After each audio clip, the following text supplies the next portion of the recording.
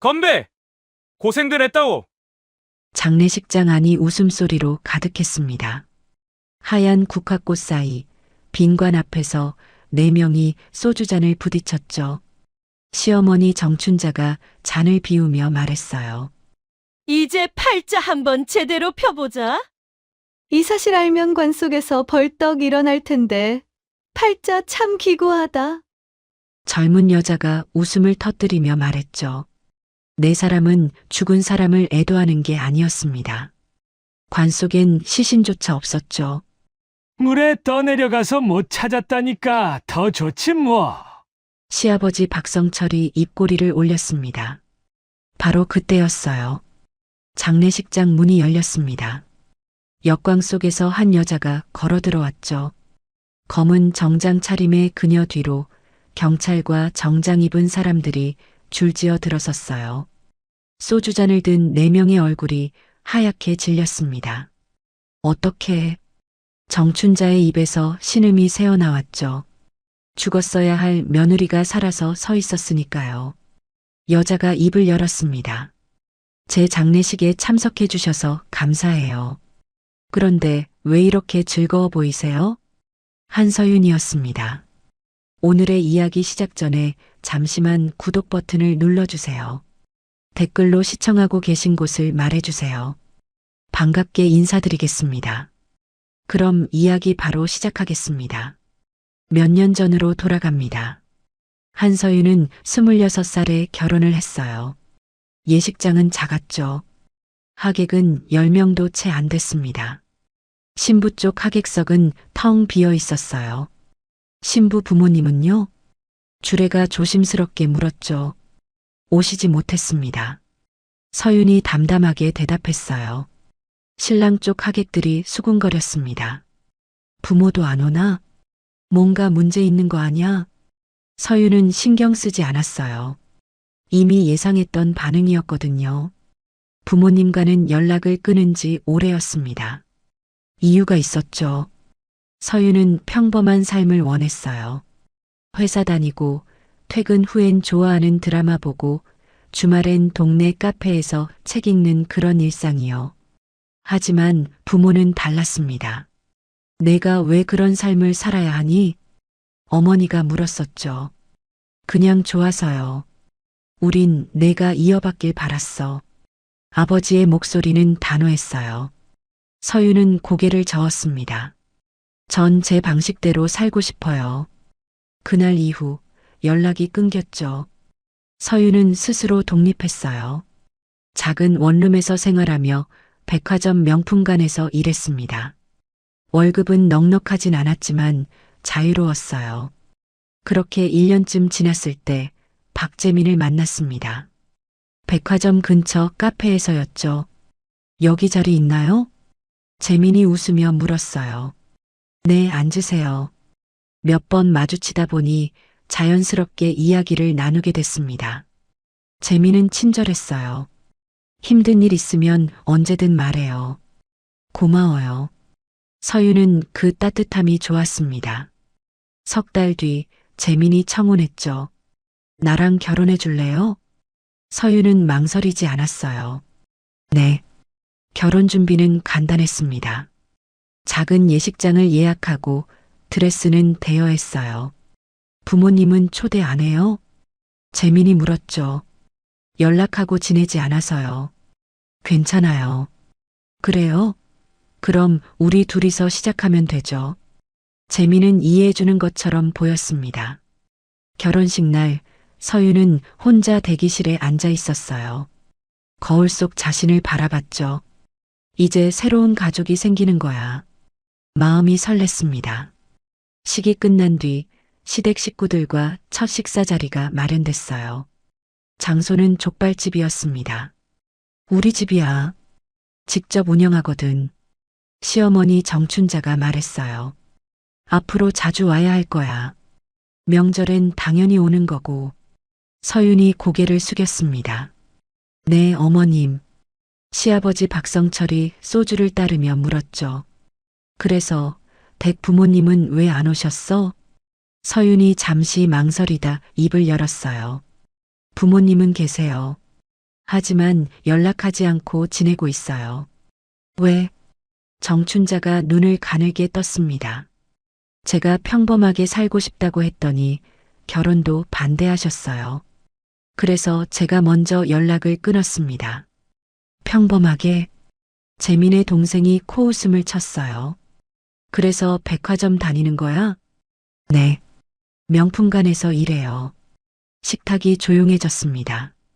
정춘자와 박성철이 눈빛을 주고받았죠. 부모 도움도 못 받는 백화점 직원. 그렇게 낙인 찍힌 순간이었습니다. 힘들게 살았겠네. 정춘자가 말했어요.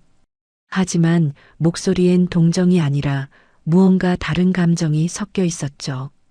우리 재민이 잘해줄 거야. 걱정 마. 박성철이 덧붙였습니다. 서유는 그저 고개를 끄덕였어요. 좋은 가족을 만난 것 같아. 그때까지만 해도 그렇게 생각했습니다. 식사가 끝나고 서윤과 재민은 신혼집으로 돌아왔어요. 오늘 고생했어. 재민이 웃으며 말했죠. 괜찮아요. 가족들 다 좋으신 것 같아요. 그렇지? 우리 엄마 아빠 착하시잖아. 재민이 서윤의 손을 잡았습니다. 앞으로 잘 지내자. 응. 서윤은 미소 지었어요. 하지만 그날 밤 재민은 혼자 화장실에 들어가 전화를 걸었습니다. 엄마, 서윤이 완전 호구야. 부모 연락도 끊고 혼자 사는데 뭐. 수화기 너머로 정춘자의 목소리가 들렸죠. 그럼 됐다. 계획대로 진행해. 재민이 입꼬리를 올리며 중얼거렸어요. 이제 시작이야. 그날 밤 서윤은 아무것도 모른 채 깊은 잠에 빠져 있었습니다. 새로운 가족과 함께 행복한 미래를 꿈꾸면서요. 하지만 그 꿈은 곧 악몽으로 변하게 됩니다. 신혼생활이 시작됐습니다. 서윤은 아침 7시에 출근했어요. 백화점 명품관 매장이었죠. 어서 오세요. 손님들에게 인사하며 하루를 보냈습니다. 퇴근은 저녁 8시였어요. 집에 돌아오면 재민이 기다리고 있었죠. 오늘 힘들었어? 괜찮아.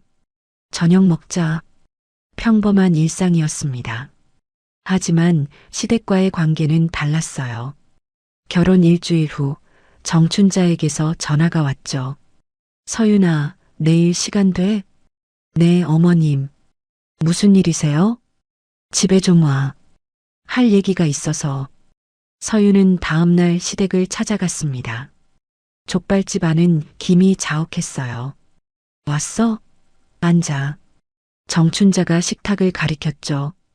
박성철도 자리에 앉아 있었습니다. 결혼했으니까 우리 집안 얘기 좀 해야겠더라고. 정춘자가 입을 열었어요. 우리 족발집이 얼마나 오래됐는지 알아? 아니요. 25년 됐어. 재민이 돌 때부터 시작했지. 박성철이 소주잔을 채우며 말했습니다. 그동안 고생 많이 했어요. 재민이가 말했어요. 서윤이 조심스럽게 대답했죠. 고생? 그래, 고생이지. 정춘자의 목소리가 낮아졌습니다. 근데 며느리 들이면 좀 나아질 줄 알았는데. 네. 서윤이 고개를 들었어요. 너 부모한테 도움도 못 받잖아. 정춘자가 팔짱을 꼈습니다. 백화점 월급쟁이 주제에 시집 왔으면 뭘 해야 하는지 알아? 서윤의 얼굴이 굳었죠. 효도해야지. 당연한 거 아니야? 박성철이 거들었어요. 최선을 다하겠습니다. 최선? 돈이 최선이지. 정춘자가 비웃듯 말했습니다. 너 월급 얼마야? 200만 원 정도요. 겨우 그것밖에? 정춘자가 혀를 찼어요. 그걸로 뭘 하겠다는 거야? 집세도 내야 하고. 저희 집은 전세라서 괜찮아요. 전세? 그것도 재민이가 대출받아서 한 거잖아. 서윤은 아무 말도 할 수 없었습니다. 앞으로 생활비 조금씩 보태야 할 거야. 정춘자가 단호하게 말했죠. 매달 30만 원만. 할 수 있지? 네. 서윤이 고개를 끄덕였어요. 잘 생각했어. 그리고 명절엔 당연히 와야 하고. 알겠습니다. 집으로 돌아온 서윤은 재민에게 말했습니다. 오늘 어머님이 생활비를 조금 달래. 그래. 얼마? 30만 원. 재민이 잠시 생각하더니 고개를 끄덕였어요. 우리 부모님 고생 많이 하셨으니까 그 정도는 해야지. 응. 서윤은 마음이 무거웠습니다. 200만 원에서 30만 원을 빼면 170만 원이었죠. 거기서 교통비, 식비, 용돈을 빼면 남는 게 거의 없었어요. 하지만 가족이니까 서윤은 스스로를 다독였습니다. 한 달 뒤 또 전화가 왔어요. 서윤아, 추석이잖아. 정춘자의 목소리였죠. 네, 어머님. 갈 준비하고 있어요. 준비는 무슨? 와서 음식 만들어야지. 네. 혼자 하면 힘들잖아. 며느리가 도와야지. 서윤은 추석 전날 시댁에 갔습니다. 오후 2시부터 밤 11시까지 주방에 서 있었어요. 전 부치고 나물 무치고 고기 굽고. 어휴, 그렇게 하면 언제 다 해? 정춘자가 옆에서 지적했죠. 빨리빨리 해야지. 답답하네. 서윤의 손이 떨렸습니다. 칼질하다 손가락을 베었어요. 아, 왜 다쳤어? 정춘자가 힐끗 쳐다봤습니다. 반창고 붙이고 계속해. 시간 없어. 네. 서윤은 반창고를 붙이고 다시 칼을 잡았어요. 추석 당일 친척들이 모였습니다. 재민이 결혼했다며? 고모가 물었죠. 응, 저기 있어. 정춘자가 주방에 있는 서윤을 가리켰어요. 며느리가 일은 잘해? 글쎄, 부모 도움도 못 받는 애라 걱정이야. 정춘자의 목소리가 낮아졌습니다. 그래도 백화점 다니잖아. 백화점 직원이 뭐 대단한 줄 알아? 월급 고작 200인데. 친척들이 수군거렸어요. 서윤은 주방에서 그 소리를 다 들었습니다. 얼굴이 화끈거렸죠. 하지만 아무 말도 할 수 없었어요. 식사가 끝나고 설거지를 하는데 신우이가 다가왔습니다. 언니 힘들지? 아니, 괜찮아. 우리 엄마 좀 세시긴 해. 근데 나쁜 분은 아니야. 신우이가 조심스럽게 말했어요. 알아. 이해해. 서윤이 웃으며 대답했죠. 그래도 언니가 우리 오빠 잘 챙겨주니까 고마워. 당연한 거지. 집에 돌아온 서윤은 침대에 쓰러졌습니다. 온몸이 쑤셨어요. 재민이 옆에 누우며 물었죠. 오늘 고생했어. 응. 우리 부모님이 좀 까다로우시긴 하지? 아니야. 괜찮아. 서윤은 그렇게 말했지만 눈물이 핑 돌았습니다. 평범한 삶을 선택한 건데 왜 이렇게 힘들까? 그날 밤 서윤은 오랜만에 부모님 생각을 했어요. 연락을 끊은 지 2년이 넘었죠. 지금 연락하면 뭐라고 하실까? 하지만 전화기를 들 수 없었습니다. 스스로 선택한 길이었으니까요. 다음 날 출근길에 백화점 앞을 지나는데 누군가 서윤을 불렀어요. 서윤 씨? 돌아보니 백화점 부매니저였습니다. 네, 팀장님. 요즘 표정이 안 좋던데 괜찮아요? 네, 괜찮습니다. 혹시 집에 무슨 일 있어요? 아니에요. 신혼이라 적응 중이에요. 서윤이 애써 웃었죠. 그래요? 힘들면 언제든 말해요. 감사합니다. 서윤은 매장으로 들어갔습니다. 손님들에게 미소 지으며 인사했어요. 어서 오세요. 밝은 목소리였죠. 하지만 그 미소 뒤엔 깊은 피로가 숨어 있었습니다. 그날 저녁 정춘자에게서 또 전화가 왔어요. 서윤아, 이번 주말에 와. 네, 어머님. 족발 배달 주문이 많이 들어왔거든. 손 좀 보태줘. 알겠습니다. 서윤은 전화를 끊고 한숨을 내쉬었습니다. 언제까지 일해야 하지. 하지만 거절할 수 없었어요. 며느리였으니까요. 그 주말 서윤은 새벽 5시에 시댁으로 향했습니다. 거리는 아직 어두웠어요.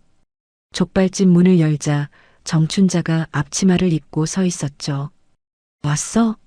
빨리 들어와. 네, 어머님. 서윤이 안으로 들어갔습니다. 주방엔 거대한 가마솥이 놓여 있었어요. 오늘 주문이 50개야. 점심까지 다 준비해야 해.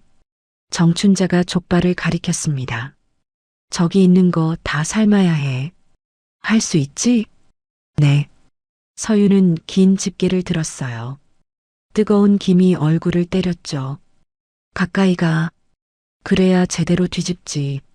정춘자가 서윤을 가마 앞으로 밀었습니다. 열기가 피부를 찔렀어요. 서윤이 조심스럽게 족발을 뒤집었죠. 너무 느려. 빨리빨리 해야 한다니까. 네. 땀이 이마를 타고 흘러내렸습니다. 손이 미끄러웠어요. 집게를 놓칠 뻔했죠. 조심해. 족발 떨어뜨리면 어떡하려고. 정춘자가 소리쳤습니다. 서윤의 손이 떨렸어요. 1시간쯤 지났을까? 손바닥이 빨갛게 익어갔습니다. 뜨거운 김에 데인 거였죠. 어머님, 잠깐만 쉬어도 될까요? 쉬긴 무슨. 아직 반도 안 했어. 정춘자가 차갑게 대답했어요. 손이 좀 아파서. 손? 그까짓 거 참아. 우린 몇십 년을 이렇게 했는데. 서윤은 입을 다물었습니다. 다시 집게를 잡았어요. 오전 10시가 되자 족발이 다 삶아졌습니다. 이제 썰어야지. 정춘자가 커다란 칼을 내밀었죠. 어머님이 보여주시면. 바쁘니까 내가 해. 어렵지 않아. 서윤이 칼을 받아들었어요. 족발을 도마에 올렸습니다. 칼을 대는데 손에 힘이 없었죠. 똑바로 자르라니까.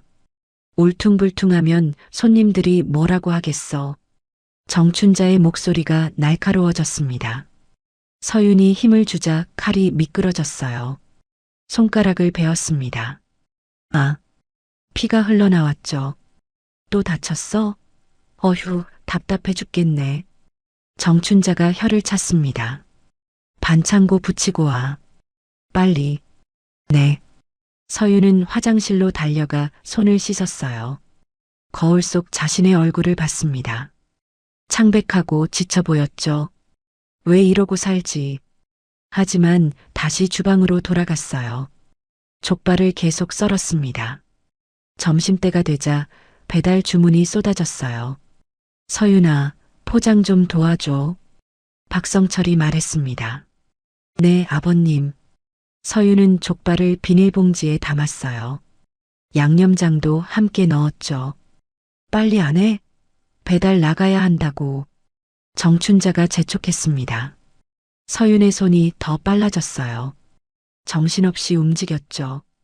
오후 2시쯤 되자 주문이 끝났습니다.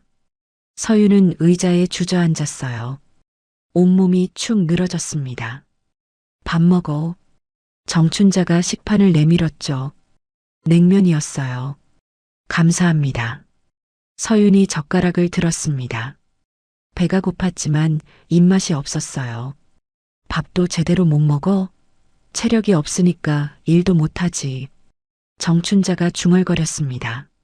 서윤은 억지로 면을 삼켰어요. 다 먹었으면 설거지해. 네.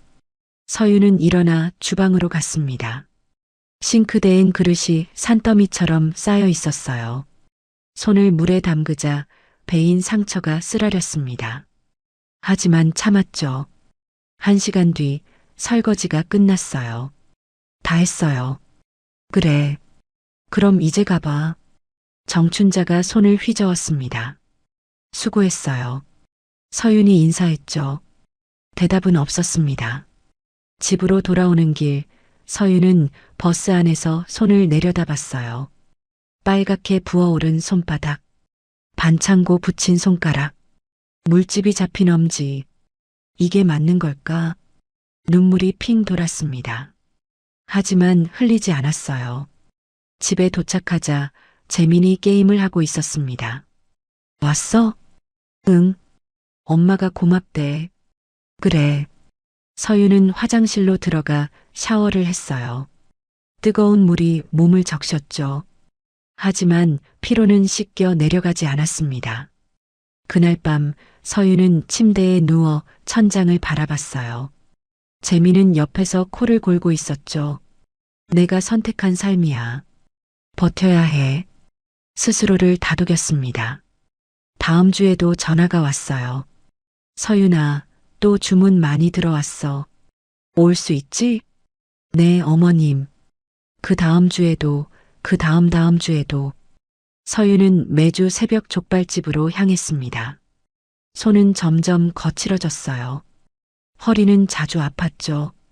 백화점 동료가 물었습니다. 서윤 씨, 요즘 많이 피곤해 보여요. 아니에요. 괜찮아요. 손은 왜 그래요? 다쳤어요? 아, 이거요? 요리하다가 살짝. 서윤이 손을 숨겼어요. 조심하세요. 병원 가보는 게 좋겠어요. 네, 알겠습니다. 하지만 병원에 갈 시간도 여유도 없었죠. 어느 날 정춘자가 새로운 요구를 했습니다. 서윤아, 생활비 좀 더 올려줄 수 있어? 얼마나요? 50만 원만. 50만 원이요? 서윤의 목소리가 떨렸어요.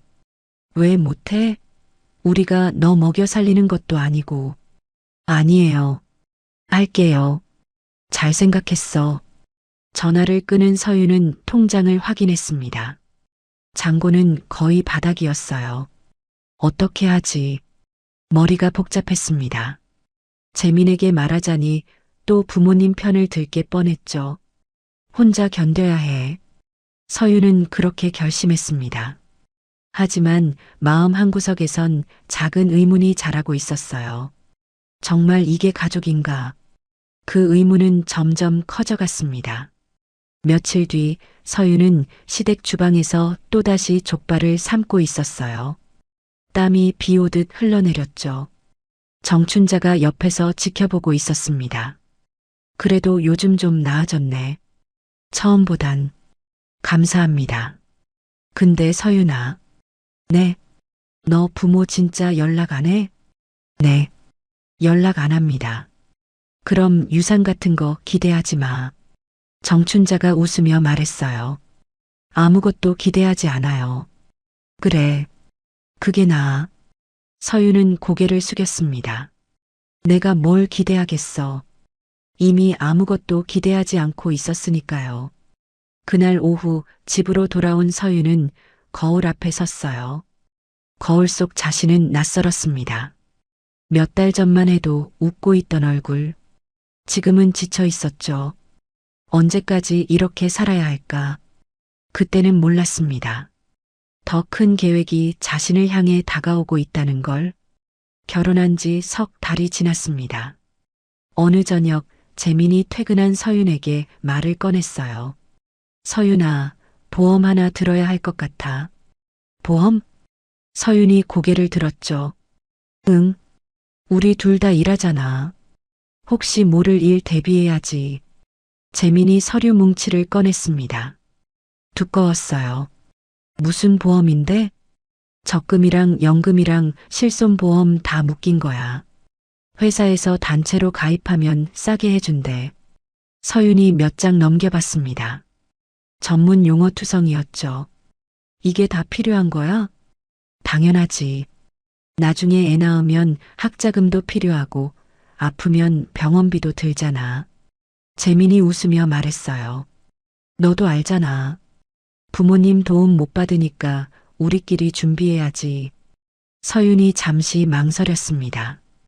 금액이 좀 큰 것 같은데. 괜찮아. 월 납입금은 얼마 안 돼. 나도 같이 들 거야. 그래. 응. 우리 미래를 위한 거잖아. 서윤이 고개를 끄덕였어요. 알았어. 펜을 들어 서명란에 이름을 써내려갔습니다. 1장, 2장, 3장. 총 15장이었죠. 다 썼어. 고마워. 내가 회사에 제출할게. 재민이 서류를 챙겨 넣었습니다. 그날 밤 재민은 서류를 들고 밖으로 나갔어요. 어머니를 만나러 간 거였죠. 카페에서 정춘자와 마주 앉았습니다. 그랬어? 정춘자가 물었어요. 응. 서명 다 받았어. 재민이 서류를 내밀었죠. 정춘자가 서류를 펼쳐봤습니다. 사망보험금 30억. 수익자 배우자. 입꼬리가 올라갔어요. 잘했다. 1년만 기다리면 되는 거지? 그래. 면책 기간만 넘기면 돼. 정춘자가 커피를 한 모금 마셨습니다. 그 다음엔? 그때 이소연이 알아서 하겠지. 재민이 휴대폰을 꺼냈어요. 지금 연락해 볼까? 그래. 재민이 전화를 걸었습니다. 소연아, 나야. 어디야? 수화기 너머로 여자 목소리가 들렸죠. 나, 집이야. 왜? 잘 됐네. 지금 엄마랑 있는데 너도 와. 알았어. 20분 뒤에 갈게. 전화를 끊고 재민이 어머니를 봤습니다. 곧 올 거야. 그래, 20분 뒤 젊은 여자가 카페로 들어왔어요. 이소연이었습니다. 어머니, 안녕하세요. 왔어? 앉아. 이소연이 재민 옆에 앉았죠. 보험 가입됐어? 응. 서윤이 서명 다 했어. 잘했네. 역시 신혼초라 쉬웠지? 이소연이 빙긋 웃었습니다. 1년 뒤면 면책 끝나는 거 맞지? 정춘자가 물었어요. 맞아요. 그때까지는 자연사 아니면 보험금 안 나와요. 그럼 1년 뒤에 실행하면 되겠네. 어떻게 할 건데? 재민이 목소리를 낮췄습니다. 출렁다리. 이소연이 말했어요. 출렁다리? 응. 가족 나들이 가는 척하고 거기 가는 거야. 사람 많을 때. 그래서 밀면 돼. 난간 낮으니까 쉬워. 정춘자가 고개를 끄덕였죠. 사고로 위장하는 거네. 당연하지. CCTV도 없고 목격자들도 발 헛디뎠다고만 생각할 거야. 이소연이 차분하게 설명했습니다. 좋아. 그렇게 하자. 재민이 동의했어요. 30억이면 건물도 사고 족발집도 접을 수 있겠네. 정춘자가 웃었습니다. 당연하지. 평생 놀고 먹어도 돼. 세 사람은 술잔을 부딪혔어요. 그날 밤 늦게 재민이 집에 돌아왔습니다. 서유는 이미 잠들어 있었죠. 재민은 조용히 침대에 누웠어요. 1년만 참으면 돼. 작게 중얼거렸습니다. 하지만 서유는 자고 있지 않았어요. 눈을 감고 있었을 뿐이었죠. 며칠 뒤 또다시 이상한 일이 있었습니다. 재민이 밤늦게 전화 통화를 하더니 거실로 나갔어요. 서유는 침실 문을 살짝 열고 귀를 기울였죠. 엄마, 걱정 마. 다 계획대로야. 재민의 목소리였습니다. 출렁다리 다음 주에 한번 가볼까? 위치 확인하려고. 응. 서윤한테는 가족 나들이라고 할게. 좋아. 그럼 그렇게 해. 서윤의 심장이 빠르게 뛰었어요. 출렁다리? 왜? 불안한 예감이 들었죠. 다음 날 아침 재민이 말했습니다. 서윤아, 이번 주말에 어디 갈까? 어디? 출렁다리 있는데. 경치 좋다던데. 갑자기? 응. 요즘 스트레스 많잖아. 기분 전환도 할 겸. 서윤이 재민을 쳐다봤어요. 평소와 다를 게 없는 표정이었죠. 우리 부모님도 모시고 갈까? 가족끼리. 부모님도요? 응. 엄마가 요즘 힘들어 하시거든. 나들이 가면 좋아하실 것 같아. 서윤은 뭔가 이상했습니다. 하지만 거절할 수 없었어요. 그럴까요? 그래. 내가 말씀드릴게. 재민이 웃으며 전화를 꺼냈죠. 그날 저녁 서윤은 혼자 소파에 앉아 있었습니다. 머릿속이 복잡했어요. 보험, 출렁다리, 1년. 단어들이 맴돌았죠. 연결되지 않는 것 같으면서도 뭔가 이어지는 느낌이었습니다. 설마 생각하기 싫었어요. 하지만 불안감은 점점 커졌죠. 그날 밤 서유는 잠들지 못했습니다. 재민이 옆에서 코를 골고 있었어요. 서유는 천장을 바라봤죠. 내가 너무 예민한 걸까? 스스로를 의심했습니다. 하지만 직감은 계속 경고하고 있었어요. 뭔가 잘못됐어. 새벽 3시쯤 서유는 조용히 일어났습니다. 거실로 나가 재민의 가방을 뒤졌어요. 서류가 있었죠. 보험 가입 확인서. 서윤이 서류를 펼쳤습니다. 사망보험금 30억 원. 수익자 박재민. 손이 떨렸어요. 면책기간 1년. 숨이 막혔습니다. 이게 뭐지? 서류를 더 읽어 내려갔어요. 가입일은 3달 전. 본인이 서명한 날이었죠. 그때 그 서류가 이거였어? 머리가 복잡했습니다. 적금과 연금이라고 했는데 거짓말이었던 거죠. 서유는 서류를 다시 가방에 넣었어요. 침실로 돌아와 침대에 누웠습니다. 잠이 오지 않았어요. 1년 뒤 출렁다리 퍼즐 조각들이 맞춰지기 시작했습니다. 그리고 그 퍼즐은 끔찍한 그림을 만들고 있었죠. 나를 죽이려는 거야? 등골이 서늘해졌어요. 하지만 확신할 수 없었습니다. 증거가 없어. 서유는 눈을 감았어요. 더 지켜봐야 해. 그날 이후 서유는 모든 것을 주시하기 시작했습니다. 재민의 전화통화, 시댁 식구들의 태도, 모든 것이 의심스러웠어요. 그리고 마침내 결정적인 순간이 찾아왔습니다. 다음 날 서유는 회사에 반차를 냈습니다. 택시를 타고 향한 곳은 강남이었어요. 높은 빌딩들이 즐비한 거리, 30층짜리 사옥 앞에서 내렸죠. 2년 만이네. 심호흡을 하고 로비로 들어갔습니다. 어디 찾으세요? 안내 데스크 직원이 물었죠. 한태성 회장님 뵈러 왔습니다. 예약 있으세요? 없지만 따님이라고 전해주세요. 직원의 눈이 커졌어요. 잠시만요. 전화를 걸더니 위를 쳐다봤습니다. 30층으로 올라가시면 됩니다. 감사합니다. 서윤이 엘리베이터에 올랐어요. 층수가 올라갈수록 심장이 빨리 뛰었죠. 뭐라고 하실까? 문이 열렸습니다. 비서가 기다리고 있었어요. 이쪽으로 오세요. 복도를 지나 회장실 문 앞에 섰죠. 비서가 노크했습니다. 회장님, 따님 오셨습니다. 들어오라고 해. 낮고 무거운 목소리였어요. 서윤이 문을 열고 들어갔습니다. 넓은 회장실.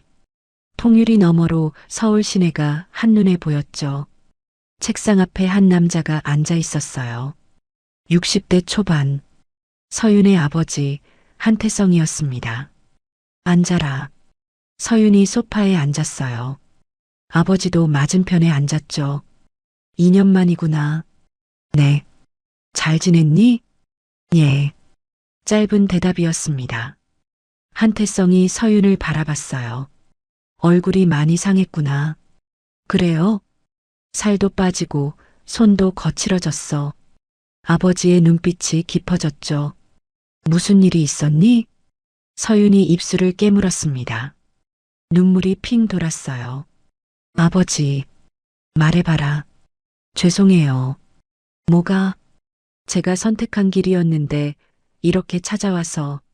서윤의 목소리가 떨렸죠. 한태성이 앞으로 몸을 기울였어요. 천천히 말해. 서윤이 심호흡을 했습니다. 그리고 모든 것을 털어놓기 시작했어요. 결혼 이야기부터 시댁의 학대, 족발집 새벽 노동, 손대이고 배인 일, 생활비 갈취, 그리고 마지막으로 보험 이야기. 한태성의 표정이 굳었습니다. 네. 제가 모르는 사이에 가입됐어요. 수익자는 남편이요. 그래서 어젯밤에 대화를 들었어요. 출렁다리에서 저를 밀어서 서윤의 목소리가 끊겼어요. 한태성이 주먹을 쥐었죠. 계속해라.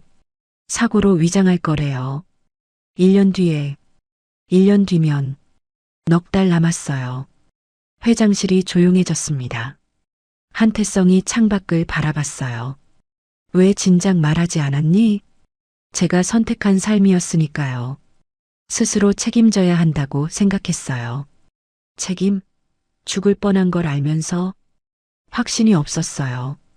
어쩌면 제가 오해한 건지도 모른다고. 서윤이 고개를 숙였죠. 한태성이 한숨을 내쉬었습니다. 너는 평범한 삶을 원했지. 네.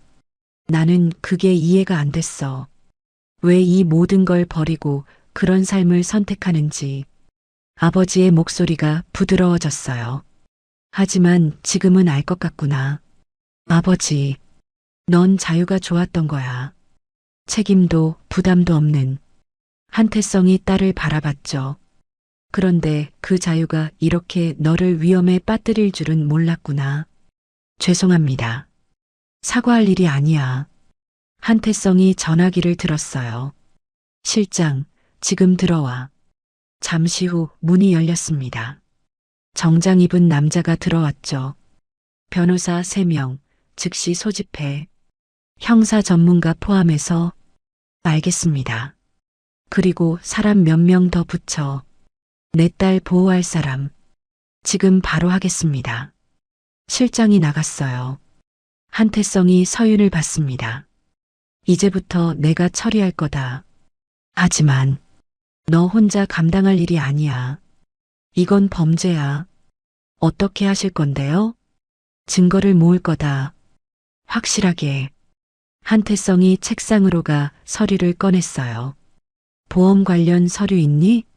집에 있어요. 가져와. 그리고 통화 내용 녹음한 거 있으면 그것도. 녹음은 못했어요. 괜찮아. 앞으로 녹음하면 돼. 아버지의 눈빛이 날카로워졌죠. 넉 달이면 충분해. 정말 괜찮을까요? 서윤이 불안한 표정으로 물었어요. 걱정 마. 내가 지킬 테니까. 한태성이 딸의 어깨에 손을 올렸습니다. 2년 동안 내가 어떻게 살았는지 몰랐구나. 미안하다. 아니에요. 제가 이제 집에 가거라. 평소처럼 행동해. 아무것도 모르는 척. 네. 일주일에 한 번씩 여기 와. 진행 상황 보고받을 거야. 알겠습니다. 서윤이 일어섰어요. 문을 나서려는데 아버지가 불렀죠. 서윤아. 네. 살아있어야 한다. 명심해. 네. 서윤이 고개를 끄덕이고 나갔습니다. 엘리베이터를 타고 내려오는 동안 눈물이 흘렀어요. 살아있어야 한다. 아버지의 말이 귓가에 맴돌았죠. 로비로 나와 햇빛을 마주했습니다. 이제 혼자가 아니야. 처음으로 안도감이 들었어요. 그날 저녁 서윤은 집에 돌아왔어요. 재민이 소파에 앉아 있었죠. 어디 갔다 와? 병원. 손이 아파서. 그래. 괜찮아? 응. 연고 받았어. 서윤이 자연스럽게 웃었습니다. 저녁 먹을래? 그래. 재민은 의심하지 않았어요. 서윤은 부엌으로 가 요리를 시작했죠. 겉으로는 평범한 아내였습니다. 하지만 속으로는 달랐어요. 넉 달. 증거를 모아야 해. 칼을 들고 야채를 썰면서 생각했죠. 이번엔 내가 이긴다. 그날 밤 서윤은 침대에 누워 천장을 바라봤습니다. 재민이 옆에서 자고 있었어요. 아버지가 함께 하시니까 눈을 감았습니다. 처음으로 편안하게 잠들 수 있었어요. 그 시간 한태성의 회장실에서는 긴급 회의가 열리고 있었죠. 변호사 3명과 실장이 모였습니다. 살인 미수와 보험 사기 공모. 증거를 확보해야 합니다. 변호사가 말했어요. 녹음, 영상, 서류. 모든 걸 수집하십시오. 시간이 얼마나 걸립니까? 한태성이 물었죠. 석 달이면 충분합니다. 좋아. 시작하십시오. 회의가 끝났어요. 한태성은 혼자 남아 창밖을 바라봤습니다. 기다려라. 내 딸을 건드린 대가를 치르게 해주마. 그의 눈빛은 차갑게 빛났습니다. 석 달이 흘렀습니다. 그동안 서유는 완벽하게 연기했어요. 평범한 며느리, 순종적인 아내. 아무것도 모르는 척했죠. 하지만 몰래 녹음기를 켰습니다. 시댁 식구들의 대화를 모두 담았어요. 일주일에 한 번씩 아버지를 만나 증거를 전달했죠. 잘하고 있다. 한태성이 말했습니다. 조금만 더 버텨라. 네, 아버지. 변호사들은 보험 서류를 분석했어요. 통화 기록도 확보했죠. 충분합니다. 이제 실행만 남았습니다. 마침내 그날이 왔습니다. 토요일 아침 재민이 말했어요. 오늘 출렁다리 가자. 날씨도 좋고. 갑자기 엄마 아빠도 같이 가신대. 가족 나들이. 서윤의 심장이 빨리 뛰었어요. 드디어구나. 그럴까? 자연스럽게 웃으며 대답했죠. 좋아. 준비할게. 오전 10시 시댁 앞에서 만났습니다. 정춘자와 박성철이 차에 타고 있었어요. 서윤아, 타. 네, 어머님. 차가 출발했죠. 1시간쯤 달렸을까? 산속 계곡이 나타났습니다. 저기다. 박성철이 주차장에 차를 세웠어요. 내리자 시원한 바람이 불었죠. 경치 좋네. 재민이 말했습니다. 사진 찍자. 그래. 일행은 출렁다리로 향했어요. 다리는 계곡 위에 걸려 있었죠. 아래는 깊은 물이 흐르고 있었습니다. 무섭다. 서윤이 난간을 잡았어요. 괜찮아. 내가 있잖아. 재민이 손을 잡아줬습니다. 하지만 그 손은 차갑게 느껴졌어요. 다리 중간쯤 왔을 때였죠. 정춘자가 갑자기 말했습니다. 서윤아, 저기 좀 봐. 경치 좋다. 어디요? 서윤이 난간 쪽으로 몸을 기울였어요. 바로 그때였습니다. 정춘자가 서윤의 등을 밀었죠. 흑. 서윤의 몸이 앞으로 쏠렸어요. 난간 너머로 넘어갈 뻔했습니다. 하지만 순간 난간을 붙잡았죠. 어머님. 서윤이 소리쳤어요. 주변 사람들이 놀라 돌아봤습니다. 아이고, 깜짝이야. 정춘자가 연기를 했어요. 미끄러졌어? 조심해야지. 괜찮아? 재민이 달려와 서윤을 붙잡았습니다. 하지만 그 눈빛은 실망으로 가득했어요. 실패했어.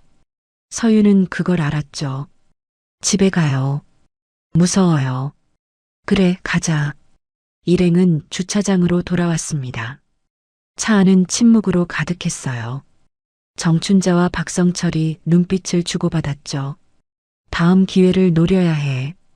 집에 도착한 서윤은 곧바로 화장실로 들어갔습니다. 휴대폰을 꺼내 아버지에게 문자를 보냈어요. 실행됐어요. 증거 확보했습니다. 곧 답장이 왔죠. 잘했다. 이제 마무리한다. 서윤이 거울을 봤습니다. 창백한 얼굴이었어요. 조금만 더. 심호흡을 하고 밖으로 나왔죠. 재민이 소파에 앉아 있었습니다. 괜찮아? 응. 놀랐어.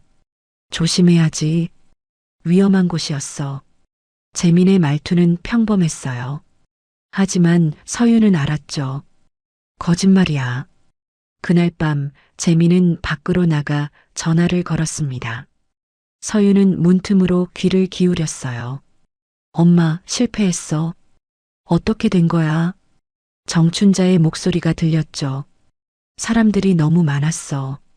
눈치챌 뻔했어. 다음엔 확실하게 해야 해. 알았어. 기회를 다시 만들게. 서윤은 녹음기를 껐습니다. 이것으로 충분해. 다음 날 서윤은 아버지를 만났어요. 녹음 파일을 전달했죠. 들어보세요. 한태성이 재생 버튼을 눌렀습니다.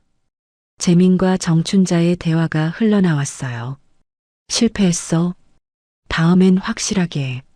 한태성의 얼굴이 굳었습니다. 이제 움직이겠습니다. 변호사가 말했어요. 경찰에 고발하시겠습니까? 아니. 한태성이 고개를 저었죠. 더 확실한 방법이 있어.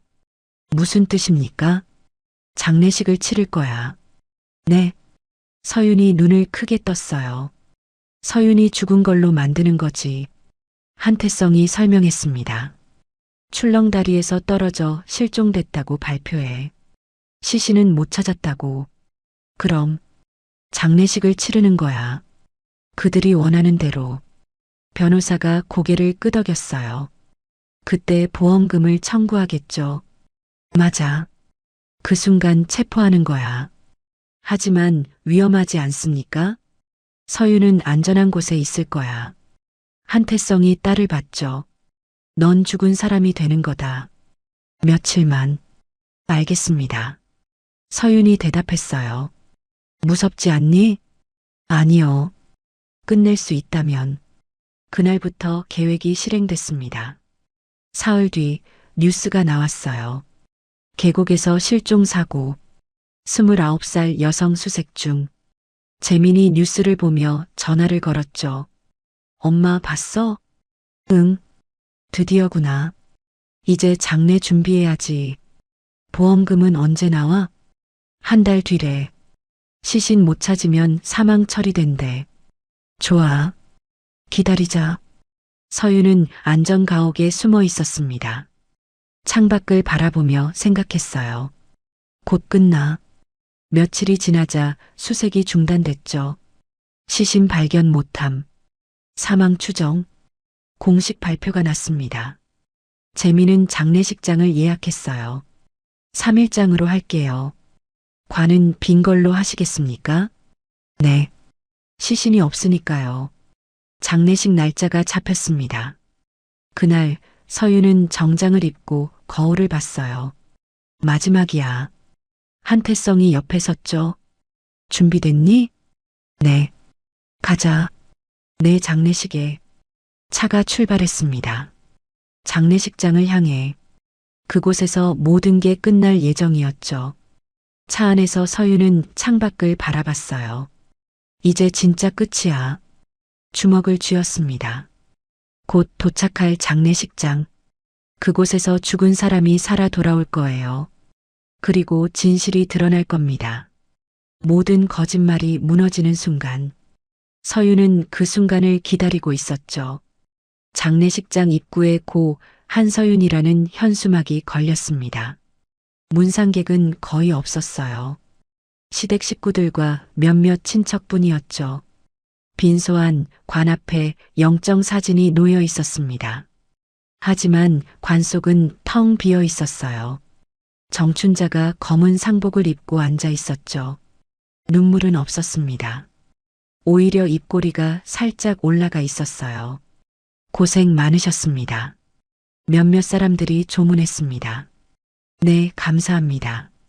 정춘자가 건성으로 대답했어요. 박성철도 옆에 앉아 있었죠. 무표정한 얼굴. 슬픔은 찾아볼 수 없었습니다. 재민은 상주석에 앉아 고개를 숙이고 있었어요.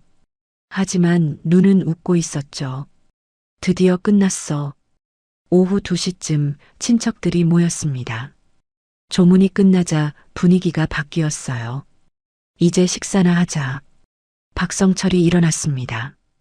그래야지. 정춘자도 따라 일어났죠. 별실로 자리를 옮겼어요. 상을 차리고 술을 꺼냈습니다. 고생했어, 재민아. 삼촌이 잔을 따라줬어요. 괜찮습니다. 재민이 잔을 받았죠. 젊은 나이에 과부되다니 안 됐다. 뭐 어쩔 수 없죠. 재민의 목소리엔 슬픔이 없었습니다. 오히려 담담했어요. 그래도 보험은 드러났지? 고모가 조심스럽게 물었습니다. 정춘자가 빙긋 웃었어요. 당연하지. 우리가 바보야? 얼마나 되는데? 30억. 뭐? 30억? 친척들의 눈이 커졌죠. 대박이네. 그 돈이면 뭐든 할 수 있겠어. 건물 사야지, 건물. 박성철이 소주를 마시며 말했습니다. 족발집은 접을 거야. 이제 건물주 되는데. 부럽다, 정말. 친척들이 부러운 눈빛으로 쳐다봤어요. 정춘자가 잔을 들었습니다. 다들 한 잔씩 하자고. 좋지. 술잔이 부딪혔어요. 장례식장이 아니라 축하형 같았죠. 그나저나 며느리 시신은 못 찾았어? 응. 물에 떠내려갔대. 정춘자가 대수롭지 않게 말했습니다. 그게 더 좋지 뭐. 장례 비용도 안 들고. 맞아. 관도 비어 있잖아. 허허, 그것도 그렇네. 사람들이 웃음을 터뜨렸어요. 죽은 사람을 애도하는 자리가 아니었습니다. 돈을 계산하는 자리였죠. 재민아, 보험금 언제 나와? 한 달 뒤요. 빨리 나왔으면 좋겠다. 저도요. 재민이 술을 마셨습니다. 그때 문이 열렸어요. 젊은 여자가 들어왔죠. 이소연이었습니다. 늦어서 죄송해요. 왔어? 앉아. 정춘자가 자리를 권했어요. 고생 많았어요, 어머니. 이소연이 정춘자 옆에 앉았습니다. 친척들이 수군거렸죠. 저 여자는 누구야? 재민이 친구래. 장례식에 친구가 왜 와? 하지만 정춘자는 신경 쓰지 않았어요. 소연아, 술 한잔해. 감사합니다. 이소연이 잔을 받았죠. 이제 다 끝났네요. 그러게. 내 덕분이야. 제가 뭐려. 어머니가 잘하셨죠. 두 사람이 웃으며 잔을 부딪혔습니다. 재민도 함께 웃었어요. 출렁다리 작전 성공. 쉿. 조용히 해. 정춘자가 손가락을 입에 댔죠. 하지만 목소리는 낮아지지 않았습니다. 어차피 시신도 없는데 뭐. 박성철이 말했어요. 증거도 없고. 맞아. 완벽한 사고사지. 세 사람은 술을 계속 마셨어요.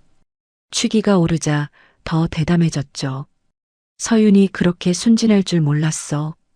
정춘자가 혀를 찼습니다. 보험 서류에 사인할 때도 아무것도 몰랐잖아. 바보였지 뭐. 재민이 비웃었어요. 부모한테 도움도 못 받는 주제에. 그래도 쓸모는 있었어. 30억이잖아.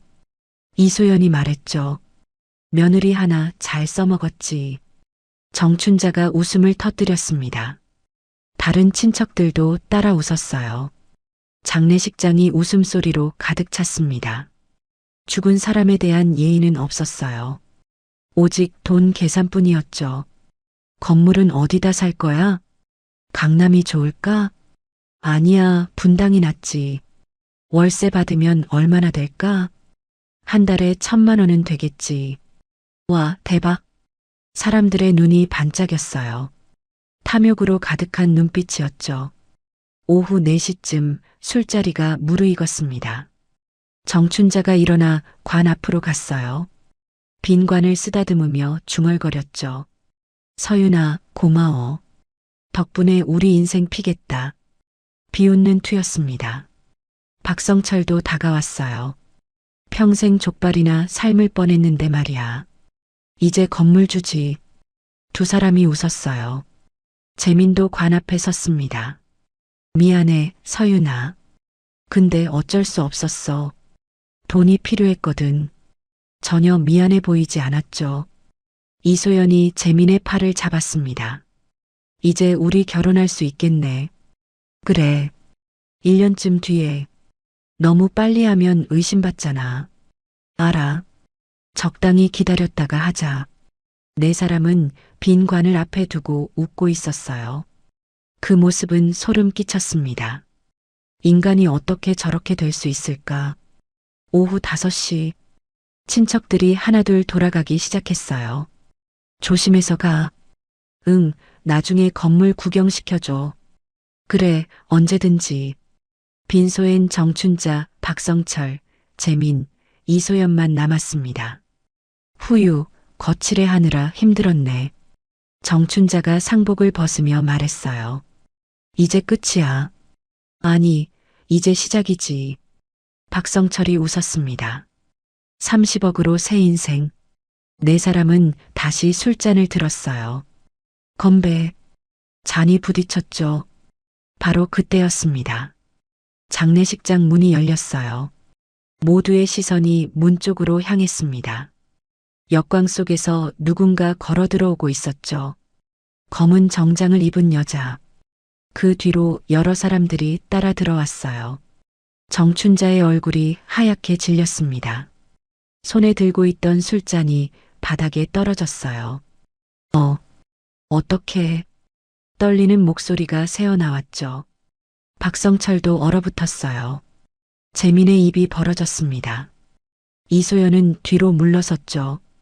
죽었어야 할 사람이 살아서 걸어 들어오고 있었으니까요. 한서윤이었습니다. 한서윤이 천천히 걸어 들어왔습니다. 그 뒤로 한태성 회장이 나타났어요.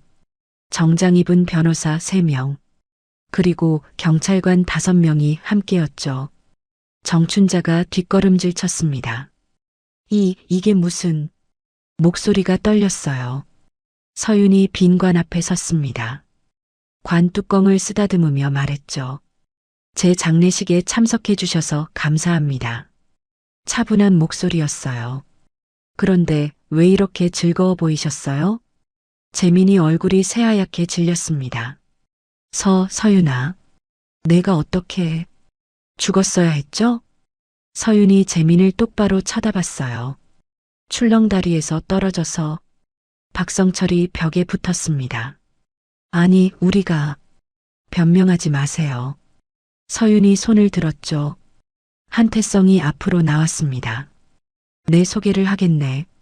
무거운 목소리였어요. 나는 한태성이야. 한서윤의 아버지. 뭐? 정춘자의 입이 떡 벌어졌습니다. 한태성? 그 한태성? 대한그룹 회장이시죠. 변호사가 명함을 내밀었어요. 정춘자가 명함을 받아들었습니다. 손이 부들부들 떨렸죠. 대한그룹. 재벌. 그래. 내 딸이 너희 집 며느리였지. 한태성의 눈빛이 차가웠습니다. 재민이 뒤로 비틀거렸어요. 말도 안 돼. 서윤이가 재벌 딸? 믿기지 않죠? 서윤이 웃었습니다. 저도 평범하게 살고 싶었어요. 그래서 모든 걸 버렸죠.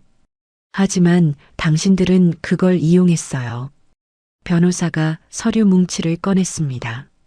보험 사기, 살인 미수, 공모. 증거는 모두 확보했습니다. 또 다른 변호사가 녹음기를 켰어요. 재민의 목소리가 흘러나왔죠. 엄마, 실패했어. 다음엔 확실하게 해야 해. 정춘자의 얼굴이 일그러졌습니다. 이건 출렁다리 작전. 기억나시죠? 서윤이 말했어요. 제가 다 들었습니다. 녹음도 했고요. 내가... 정춘자가 소리쳤죠. 저는 자는 척했어요. 여러 번요. 서윤의 목소리가 단호했습니다. 당신들이 보험금 계산할 때도, 살해 방법 의논할 때도 이소연이 문 쪽으로 뛰었어요. 하지만 경찰이 막았죠. 어디 가시려고요? 전 몰랐어요. 몰랐다고요?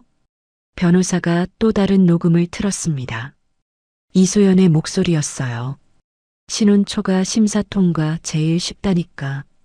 출렁다리에서 밀면 돼. 이소연이 주저앉았습니다. 아니야. 저건 당신이 처음 계획을 제안했죠. 서윤이 차갑게 말했어요. 보험 설계부터 살해 방법까지. 경찰관이 수갑을 꺼냈습니다. 정춘자, 박성철, 박재민, 이소연. 살인 미수 및 보험 사기 혐의로 체포합니다. 싫어.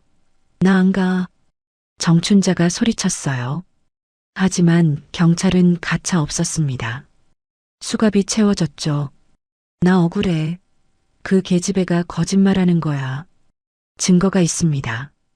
변호사가 서류를 펼쳤어요. 보험 가입 서류, 통화 기록, 녹음 파일, 출렁다리 CCTV 영상도 확보했습니다. 당신이 며느리를 민 장면이 선명하게 찍혀 있죠. 정춘자의 얼굴이 흑빛이 됐습니다.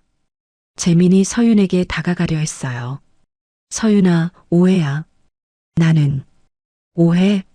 서윤이 재민을 똑바로 봤습니다. 30억짜리 보험이 오해인가요? 출렁다리 가족 나들이가 오해인가요?